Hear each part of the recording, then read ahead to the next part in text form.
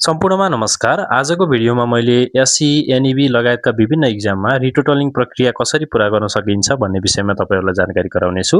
भिडियोहरू अति नै सरल सिम्पल भाषामा मैले तपाईहरुले जान्ने गरेर सिकाएको छु। त्यो भएको हुनाले सुरुमा भिडियोलाई अन्तिमसम्म हेर्नुहोला र त्यसपछि स्टेप बाइ स्टेज के भइरहेछ भन्ने कुरा पज गर्दै हेर्नुभयो भने तपाईले आफैले रिटोटलिङ गर्न सक्नुहुन्छ।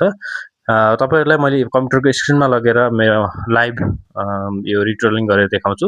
रिटोटलिङ गर्नुभन्दा अगाडि मैले तपाईहरुलाई केही टिप्सहरु दिन चाहन्छु।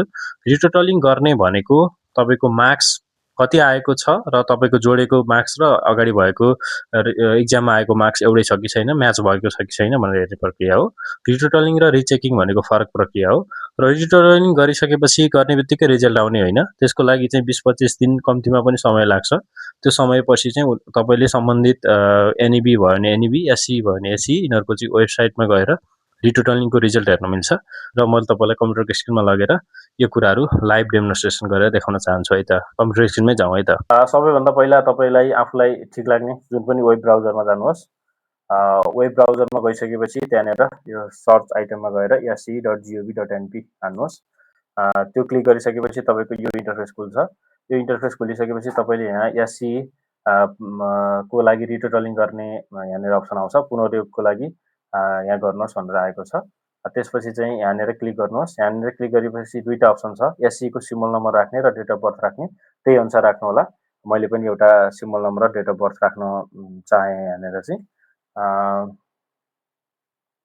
00039 हैन। अब डेट अफ बर्थ पनि म हाल्छु। डेट अफ बर्थ चाहिँ सुरुमा वर्ष, त्यसपछि महिना, त्यसपछि गते राख्नु होला। यो मैले राखिसकेपछि तपाई चाहिँ इलिजिबल हुनुहुन्छ कि हुनुहुँदैन भनेर यहाँनेर चाहिँ देखाउँछ। अनि यो सर्च भन्ने अप्सन छ। यो सर्च भन्ने अप्सनमा गइसकेपछि तपाईको ठ्याक्कै यहाँनेर चाहिँ कुन सब्जेक्ट हो, के हो भन्ने कुरा यहाँनेर चाहिँ आयो। यो आइसकेपछि चाहिँ आफुलाई कुन विषयमा रिटोटलिङ गर्न मन लागेको त्यो विषयमा यसरी टक्क टिक लाउनु होला। टिक लागिसकेपछि टिक लगाइदिनु होला। अनि यहाँनेर छ पे युजिङ एफसीजीओ भन्ने छ। अनि यहाँनेर क्लिक गरिदिनु होला। यहाँनेर क्लिक गरिसकेपछि चाहिँ यहाँनेर एउटा इन्टरफेस आउँछ। अनि यहाँनेर चाहिँ के आउँछ भन्दाखेरि चाहिँ कुनै टाइपेसबाट तिर्ने हो कि ई-सेवाबाट तिर्ने हो कि खल्तीबाट तिर्ने हो, यो अप्सनहरु आउँछ। म चाहिँ अहिले ई-सेवाबाट तिर्न खोज्दैछु। त्यो भएको हुनाले ई-सेवाको आयो। अनि यहाँनेर चाहिँ आइडी र पासवर्ड राख्ने ठाउँमा आउँछ। तपाईको आफ्नो ई-सेवाको आइडी हाल्नुपर्ने हुन्छ। त्यसपछि चाहिँ पासवर्ड पनि राख्नुपर्ने हुन्छ। आफ्नो पासवर्ड आफैले सम्झेर राख्नु होला। अनि यहाँनेर लगइन गर्नुपर्छ।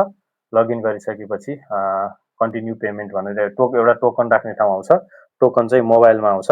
मोबाइलमा आएको टोकनलाई चाहिँ तपाईले त्यहाँनेर चाहिँ प्रविष्ट गर्नुपर्ने हुन्छ।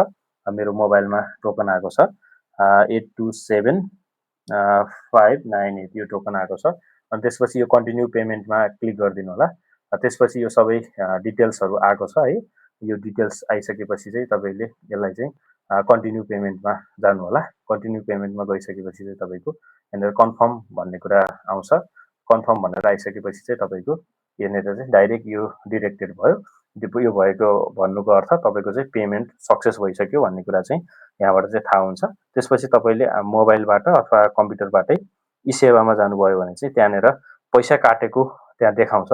पैसा काटेको देखाइसकेपछि त्यसको आधारमै तपाईले चाहिँ त्यो पेमेन्ट भयो भन्ने कुरा चाहिँ त्यहाँनेर चाहिँ देख्न सक्नुहुन्छ है।